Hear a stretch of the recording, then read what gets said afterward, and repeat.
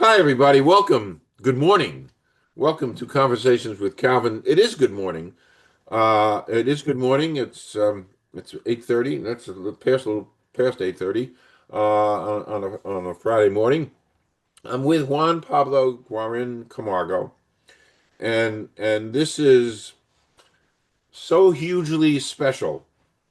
The time it's special because I'm going to tell you why it's special. Because I don't know, 8, 9 years ago, I was at a networking event at Rutgers University because I do mentoring and of course I wound up teaching there.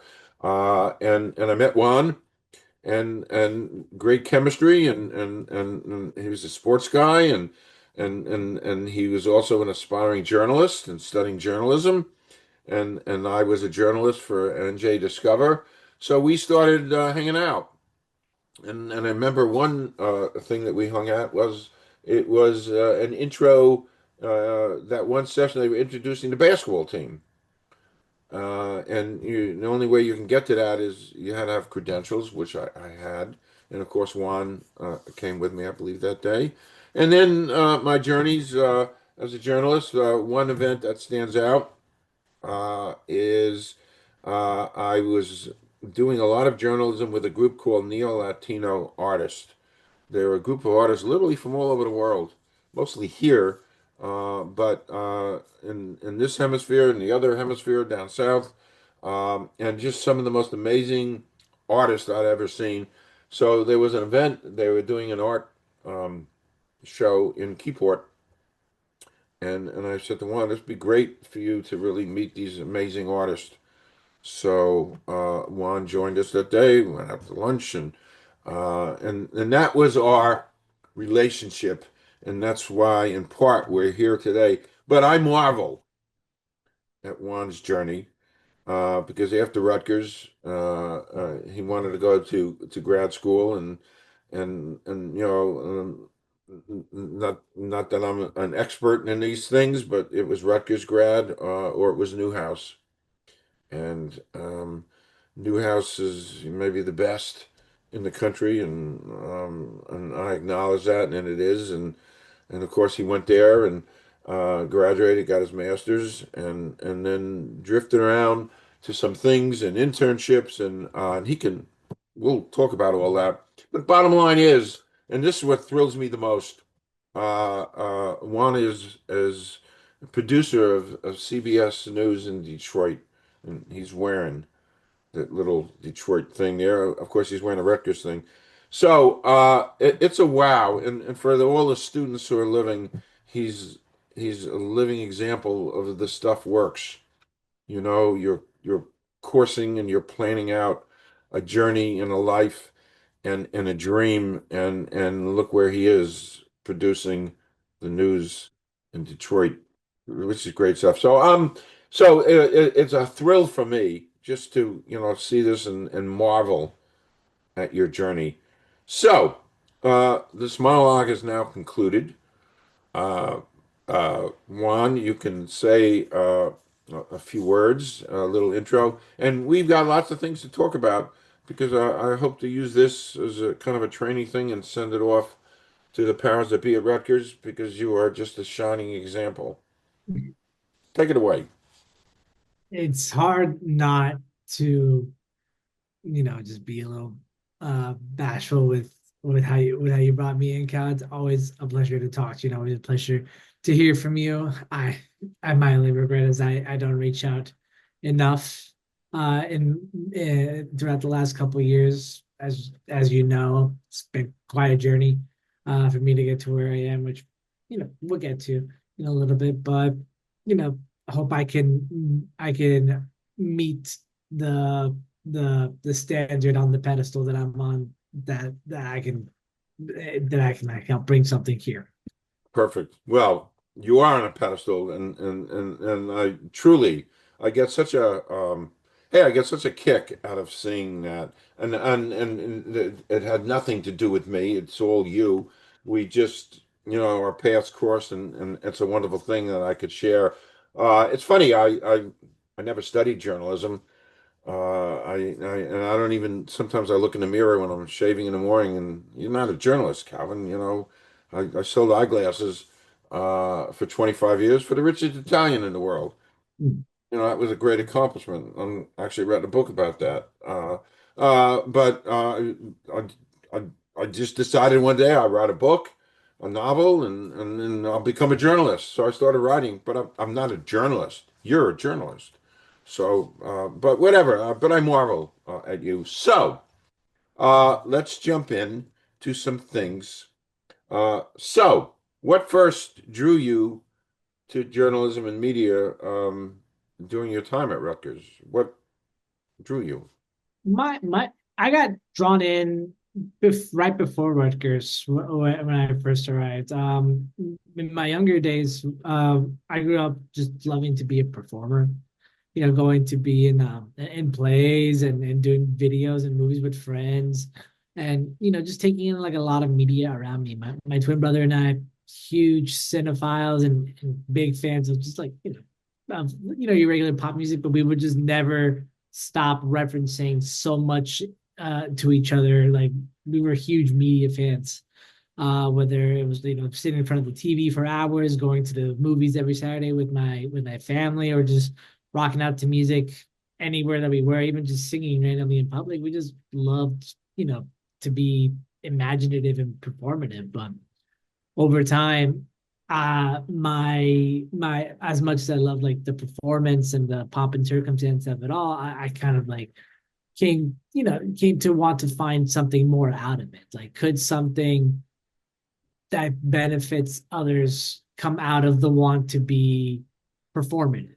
And that's where I found journalism. And in the sense that I believe journalism provides a very massive public service to people. I believe that keeping people informed of what's going on in the world around them is one of the most important things anyone can do in life, whether it's just a simple traffic update or the latest happenings in Capitol Hill or even around the corner from where you live. Like, it is an essential service to so many people. And for me, the more specific aspect of journalism that I fell in love with was sports journalism.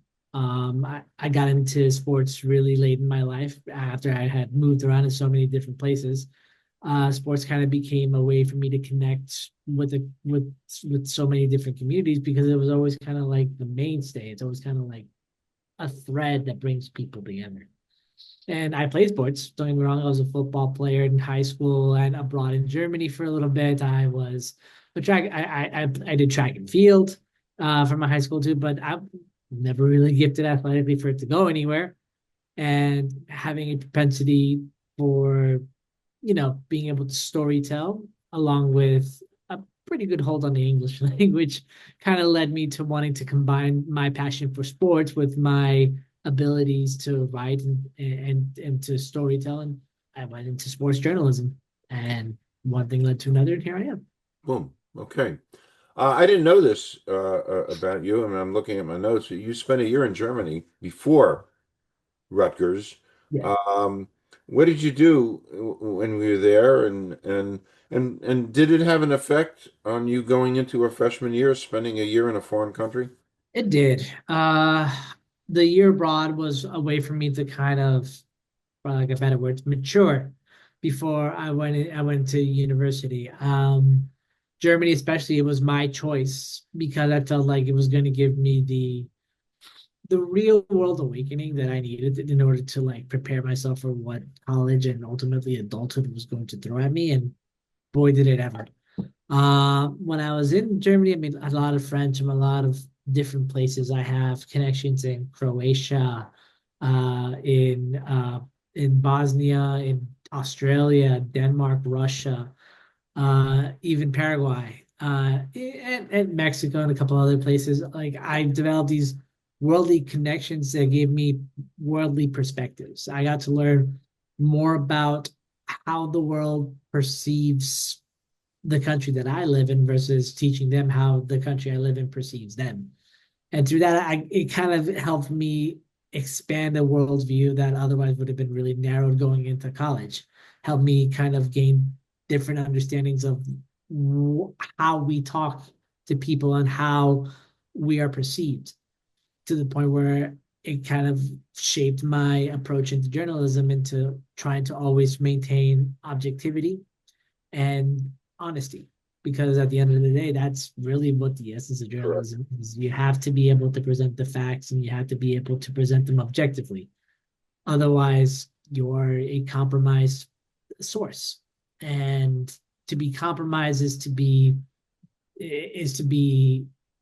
in the air of suspicion, because then if you're not presenting the facts fully and without bias, you're not really presenting the facts. And other lessons that I took away in Germany that helped shape my approach in journalism has just been the second part of it, just complete honesty. From what I learned from Germans specifically is that they are a very blunt and a very direct culture. There's no time for fiddle faddle. There's no beating around the bush. It's just straight to the point, which is something that I felt like I needed. I needed to both experience and also to learn, because at the end of the day, people just want to know what's happening. People just want it straight through. You can present it in like flowery language and beautiful images and graphics that really get people's attention, but at the end of the day it boils down to the main facts, and to do that effectively and directly is probably one of the most important tools a journalist can have. Wonderful. That's great. Um, by the way, I'm actually, I don't know if you saw me writing, but I'm doing a little note taking here. And I wrote down two words, objectivity and honesty, and I like that. And so I wrote it down. So if you see me doing that, I was a very good note taker at Rutgers. I won awards, a note taker of the year award. I'm making this stuff up, but I take notes. So, If um, they give that award out to me, I'd probably be fourth place. Because Ed, my notes are chicken scratch. I mean, oh, basically. okay. And a lot of my retention is mental. It's not easy, but it has gotten me this far. I wouldn't recommend it. To any journalism people watching, always take notes, write everything down. It doesn't matter if Correct. it's on your phone or on a notepad. Right Correct. is the key. I take notes on everything. And actually, the truth is, I hardly ever look at them. But that one time that you need them, they're there.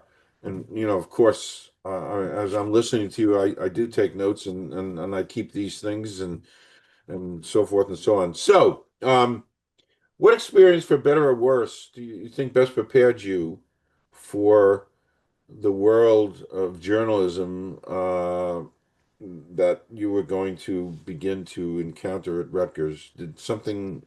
Was there an event or something that happened that lit your fire? Man, that's a good question. I think the biggest experience I had at Rutgers when it came to preparing me for what the world of journalism was going to be like, it would have had to have been when my first radio assignment with WRSU. I was in charge of covering the Rutgers Purdue game from the sideline, in 90-degree weather. Well, 90-degree in the sense that it felt like 90 degrees when I was down down in the stadium, when it was probably like a 65-degree day.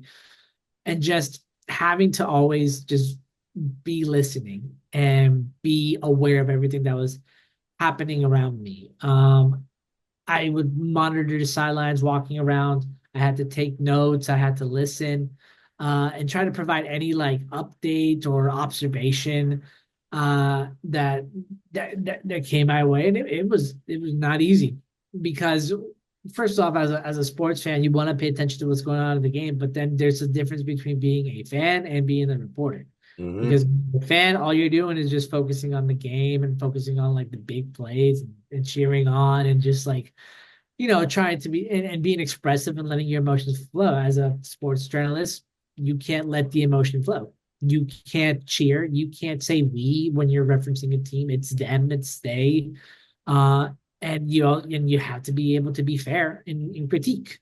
Um, and I had to learn that lesson very quickly whenever I was called in to do a sideline report of what I was observing. If I was when I was if and when I was speaking to anyone on the sideline, unfortunately I didn't get the chance to, but I did have to be, fair in what I was seeing. I called out an injury to one of the running backs whose name escapes me at the moment, but I did have to call. Hey, there's an injury on the sideline, but it looks like they're taping it up. No word on if he'll go back out there. And then just kind of overall, just try to be uh a a trying to think of the best way to say this. I had to I had to I had to be both. I had to pay attention but also be mindful. Like pay attention to the game in front of me versus keeping tabs on everything else around me. Right. And So it is not. It's you're not a easy. fan and you're watching and you're enjoying and yet you're doing a service. Yeah. So it's It's a like it's like you have to have split attention, but exactly have super focus on both. And I felt like like a chameleon. My eyes were like in different places. exactly. Yep. Um, this is an interesting question. This involves your decision. Your undergrad experience at Rutgers and all that you've done, how did that shape you, and how did that help you make a decision to go to Newhouse in Syracuse? Rutgers, when I was there, gave me a lot of avenues to really pursue what kind of media I wanted to be into, whether it was radio, print, social, or television. It gave me every avenue I could. I pursued different aspects of different parts of media. I did write a couple of articles for the for Targum? the Targum? for the parody paper that we have at Rutgers. Okay. Okay. Name escapes me, so it's what kind of alum I am. But I did write a couple articles for them for a brief time. Kind of made me realize that print wasn't really the avenue I wanted to pursue. I did radio for 3 years at WRSU, hosted my own radio show alongside a couple of other friends. Shout out Christopher Bajorquez and Jack Donegan for joining me. I also worked a lot with the sports department, mainly as kind of as a board operator for a lot of the broadcasts that we have. I take a lot of the shifts and calls that no one really wanted to do, just because I wanted the experience and I wanted to be able to push myself and really learn about where I wanted my career to go in terms of whether, you know, being in front of the mic or behind it was where I was really wanted to be, but that hadn't really synced in. I was just focused on getting my reps in. I didn't get as many television opportunities at Rutgers as I would have liked. I did a lot of social media work with my friend Chris. We did a lot of YouTube videos and a lot of social media posts on Instagram and and Facebook when TikTok wasn't even a thought. And all those experiences had molded me to like have a different skill set and have a different approach to every media format and outlet. And ultimately, I felt like at the end of it, I was still missing the television aspect because Rutgers TV, it's a very competitive spot to get in. The station there is really difficult. It was a pretty like I wouldn't say exclusive, but just a difficult place to get into. So I felt like I had to find another way. And through a year after college and exploring my options, I came to the conclusion that I wanted to go learn about television through a place where some of the best in television came from, and that was Newhouse. And from there I went. Okay. And that taught you and that just gave you so many tools and there you are. Um, I mean, Detroit and so that was a great bit of energy that you took out of there. By the way, you're at Newhouse um and COVID hit. Mm. So you were there and COVID hits. Um uh how did that affect your journey? How did that affect your studies? I interacted with students during that time I was mentoring, and tough times. So how did you get through that? Wasn't easy. A lot of, as you know, Cal, journalism is a very hands-on field. You have to be where the action's happening in order to report on it. And a lot of the tools that I needed to do what I needed to do were at Newhouse, camera equipment, sources, computer editing software, show editing software, and I lost a lot of access to a lot of that. And it forced me to have to adapt because a lot of what I was doing at Newhouse was while I was taking classes and writing papers and doing all that. A lot of it was also having to do actual journalism work for for classes and for a lot of the clubs that I belonged to. I did a weekend news broadcast in Spanish for Citrus TV, and COVID had forced me to have to take that broadcast online and have to edit everything online and have to buy my own graphics and have to do my own Wow. editing and have to coordinate with my anchors from abroad. I was based in New Jersey. My first anchor was based in Puerto Rico, the other one in Ecuador. So it forced us to have to really kind of adapt to the times, adapt to the tools that were presented to us with Zoom. In terms of classes, again, Zoom, but also having to learn how to navigate working multiple roles of a broadcast through Zoom. I was a weather person, I was a news anchor, a reporter, a producer, an editor, a script writer. I had to learn every facet of the industry all over again through different means. Okay. Okay. Um, we're now moving on with your life. It's kind of like there's an old TV show in the 50s, way before your time, called This Is Your Life. And it was one of my favorite shows. It was hosted by a guy named Ralph Edwards. They would take a celebrity and bring them onto the set, and all of a sudden, this is your life, and they'd have all the people in that person's life come and say how that person influenced them. It was a great show. It was very, and at the end, they gave him a tube of toothpaste and a watch it's 50s. It was early television, but that's what this kind of reminds me of. So this is your life one, and now you're at I guess Spectrum in Milwaukee. Tell me a little bit about that part of your journey. So after I graduated from Syracuse, I kind of meandered around for a bit, trying to like find ways to build a portfolio for myself so that I could apply to places. And by portfolio, I mean like a video resume.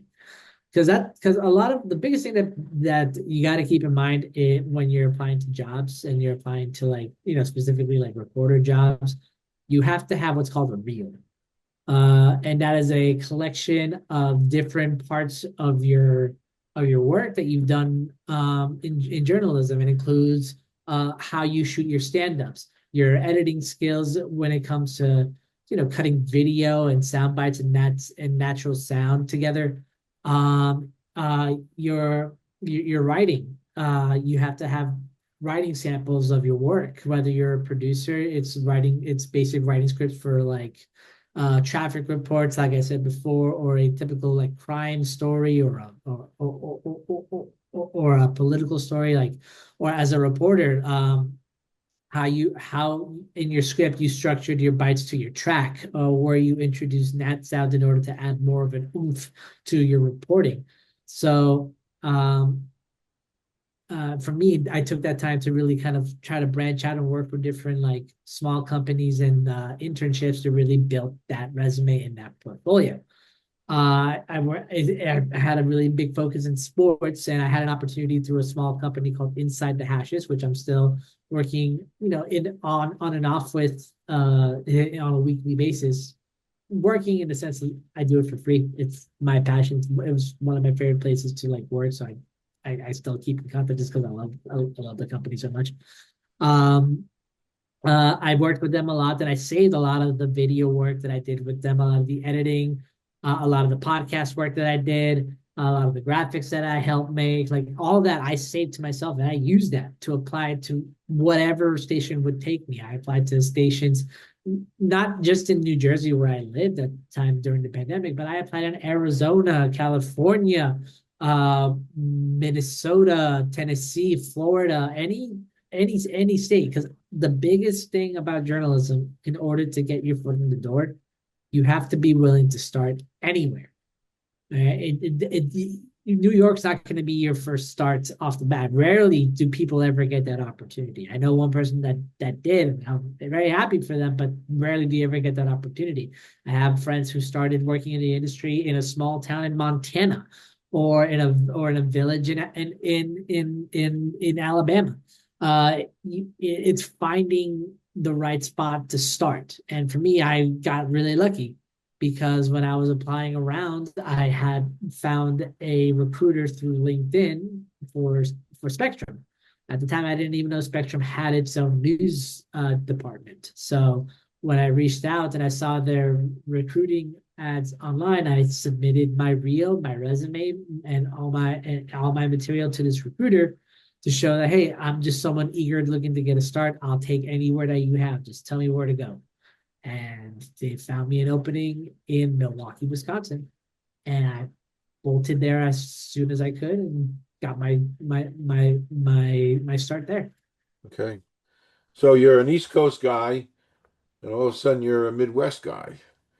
Uh, is there is there a perceptible difference, East Coast, West Coast, or it's all the same? Or I know before I went to Rutgers, I didn't get into Rutgers initially out of high school, so I wound up going to the University of Toledo, and so for 2 years I was a Midwestern guy, and I wasn't that sophisticated. I was a teenager, but I noticed there was a difference in in the speed limits. I call it the speed limits. I just made that up. There was a difference in the speed limits. Things were slower a bit and different, and the values were different, and I liked it, and it suited me. Um, so anyway, so now you're a Midwestern guy. So what were some of the pieces of energy that led you to CBS News in Detroit? I get the first thing I'll say, like there is a huge discrepancy in like Midwest culture and East Coast culture. East Coast culture is so fast paced, so on the go, so I don't have time for this. Just give it to me now and I'll deal with it later, sort of thing. And it's an attitude I very much brought to the Midwest with me when I first started. In the Midwest, it's much more big. It's much more big picture. It's stopping to kind of really like understand and communicate with people. When I first lived in Milwaukee, I had people looking at me and just like nodding, saying hi or saying hello or like, how are you? And it was the weirdest thing because in New York or New Jersey, you just keep your head down, you mind your business. You walk around, you got somewhere to be, you got things to do. Not the energy in Milwaukee, certainly not the energy in Detroit either. Every time I'm opening a door, it's always, hi, how are you? I'm like, I don't know you. But it's one thing, but there's also the whole aspect in the sense that Midwesterners are nicer and are much more politer. Yeah, that is a very true aspect of it as well. It's also just more so kind of what I was alluding to, which is in the opposite of like a journalistic approach is like it's a very beating around the bush sort of culture. I've come to find no one's ever really directly talking to each other. It's always kind of a workaround till you get to it, and it takes a minute. Um, but I've kind of learned how to be patient in conversation and to kind of like being part of moving to Midwest has taught me to be much more patient in conversation. Because it takes a while to get to the point, and you can't force the point. Otherwise, you miss out on important context, or the person you're talking to just doesn't think you're really interested in what you're saying. And then to allude to how I got to CBS Detroit, so I spent a year and a half in Milwaukee working in the morning show, which I will tell you right now, for anyone looking to get into journalism, you will earn your bones through the morning show. Your work schedule is unlike any other. I'd be in bed by 2 in the afternoon, up by 11 at night, and then have to be at work by 1. Wow. Uh, and then from there, it's you don't have a lot of resources to work with. Every source that you would call, whether it's police departments or local politicians for reactions, anyone that you can reach out to, PR firms, they're all asleep. Oh, So sleep. your work is just to kind of set up the day. So what you do, go through the press briefings of the night before, you look for what the calendar of the day looks like, and you try to just the main job of the morning show is to prep people for the day. And it's tough because like sometimes those stories aren't really that juicy, they're not really that engaging or eye-popping, but they're important. They are, and you just have to tell them the way that they have to be told. Usually, and the morning show has also evolved into kind of being like a much more, I would say, puffy kind of format in which people want to hear like, the good things, the positive things, and then the rest of the hard stuff comes later in the day. Because you want to get people started off on the right note, but you can do that, but then you still have to remember that you're still having to provide a service for the people. You still have to remind them that despite all the happiness that's being told here, there's still a world out there where things aren't as great. So let's try to kind of find that balance. And working that shift was a really big part of my development because it taught me, number one, to be to really have a good news judgment, but to also be tough. And tough in the sense that mornings and a change in your sleep schedule can change you as a person and the people around you as well. And in my experience, it can at times be a very contentious shift. So it's a matter of just getting through, getting what you need done, and not take anything personal out of it. And in this industry, it is very easy to take things personally because journalism takes a lot out of you, and you're writing from your perspective and you're writing from what you know, and it can be hard to take criticism for it because it essentially means that either you think that you're wrong or that you feel like you're not doing your job right, and therefore you are affecting a lot of people as a result. And it is hard to separate the personal from the professional in that aspect. And I learned that through the morning show, like having to try to have a thick skin, take every criticism I have coming my way, learn from it, and then move on. Because if you can't do that, you've Yeah. lost objectivity. Wow. And when you lose objectivity, you have lost trust. And from there, as we were getting closer to election time in the Midwest, in November of 22, I got a LinkedIn email from an executive producer in Detroit who was telling me that they were starting a CBS station in Detroit. Now, keep in mind, CBS hadn't been a station in Detroit for 20 plus years. They shut Wow. down the actual station, and the Eye had not been a presence there for quite a while. But Paramount decided to relaunch the station there, build a market presence there, and the people who were running the station at the time decided, okay, let's start building a roster. Let's start stacking, and started emailing producers left and right and DMing them left and right. And I was very fortunate to be one of the people they emailed. I spoke with them about what's the expectation, what are we looking to do here, and the basics of it all was we're building a station from the ground up, and who wouldn't want to be a part of that? Wow. So I said yes. I gave my job a month's notice. I told them I'd help out with the midterm elections, but then after coverage was done, I was out of there. All before Thanksgiving too. Wow. And my first day in Detroit, I got to witness what the Thanksgiving celebrations in the Motor City is like. And you've seen on football and TV how Hey, big they make the holiday out here. I yeah. experienced it there firsthand, and that was my welcome to Detroit moment. Wow. Wow. So interesting. You know, one of my favorite movies, you're talking about journalism, off topic, is All the President's Men. I don't know if you ever saw that. And that was going to be my next off topic question for you. Some of your favorite movies, because you alluded to that. before, and I always like to ask that because it's a nice question because it kind of shows things.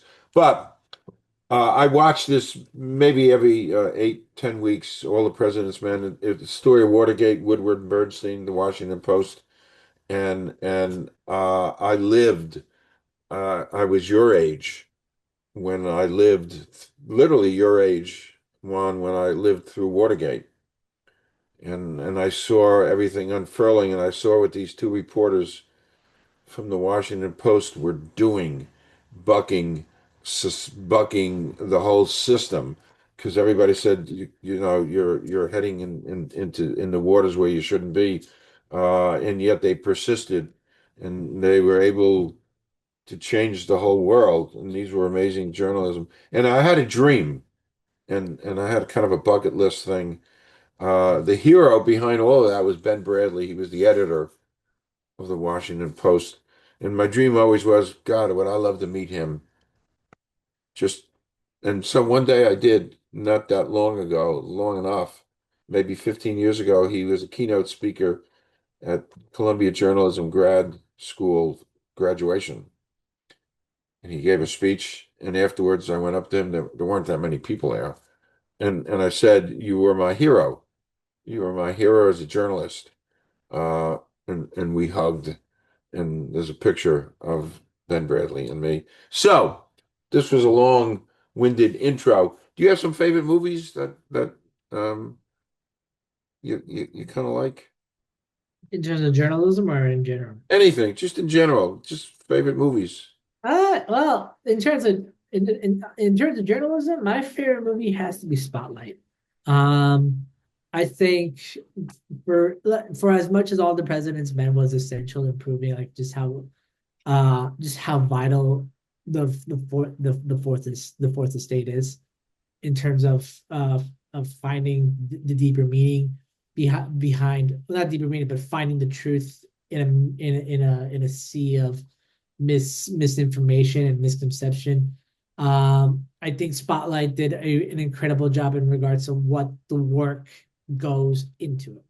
I think it showed, how hard it can be to push people to admit the truth and then having to face the criticism for not listening for when it was first presented. It kind of, for lack of better words, it shines a light on just how difficult the job can be Hmm. when you are playing catch up to and trying to get people to talk but then people don't want to talk or they say that they've already talked but that we didn't listen. It teaches you the balancing act it takes to be a media to work in media.